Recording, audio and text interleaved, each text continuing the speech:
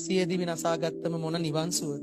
ඇයි ජීවත් වුණා නම් තව ජීවත් වෙයි. අපි ජීවත් වුණොත් තව ජීවත් වෙයි අවුරුදු 30 35 40 ඕන්නම් 50කුත් දාගෙන. ඔයා ඕන්නම් 60කුත් දාගෙන. ඔයා අවුරුදු 60 දුකක් විඳින්න බෑ කියලා. ඔයා සියදි විනාසා ගන්නවා. අවුරුදු කෝටි ගාණක් දුක් විඳින්න.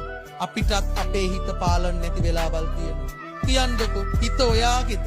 ඔයාට ඔයාගේ හිත පාලනයේද? එකම කෙනෙක් ළඟ ඔයාගේ හිත රැඳිලා තියෙනවා. ඔයා එක වගේම හැමතිස්සෙම හිතනවද මම වැඩ කරනවා කියලා? ඔයාගේ හිතට කම්මැලිකම එන්නේ නැද්ද? පුතේ මගේ හිතවත් මට හීලා නැත්නම් මගේ ළඟ ඉන්න වෙන එකෙක්ගේ හිතක් කොහමද මං හීල කරා? ජීව විද්‍යානුකූලවම මිනිස්සු දෙන්නෙක් නිපුතේ. නානත්ත කාය නානත්ත සංඥා. එහෙම තියෙදි මේ පවුල් දෙක, පරිසර දෙක, ශරීර දෙක, ආත්ම දෙක, හුස්ම දෙක.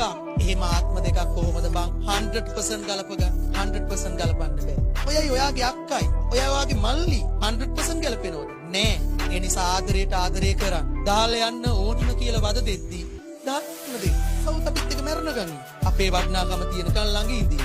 අපිව වටින්න නැති කෙනා ළඟ තියාගෙන අපේ කරගන්න හදනකොට කොච්චර අපි ඒකට කට්ටක් ගන්නවද? ආදරේ ඉල්ල ගන්නත් දුක් විඳින. පස්සේ ලැබුණු ආදරේ රැක ගන්නත් දුක් විඳින. ඒ ආදරේ වෙන කෙනෙක් දිහා බලනකොට වෙන කෙනෙක්ට සිතින්වත් ලං වෙනකොට අපිට දුක. ඉරිසිය. පස්සේ ඒක රැක ගන්න දුක් විඳිනවා. අන්තිමට දාලා ගියාම දුක් විඳිනවා. අන්තිමට අපේ ජීවිතය අපි නැති කරගන්න. කරන්න එපා පුතේ ගොන් වැඩේ කරන්න එපා. ඔබ ලෝකෙට කවුරු වුණත් ඔබ මතක සුමන.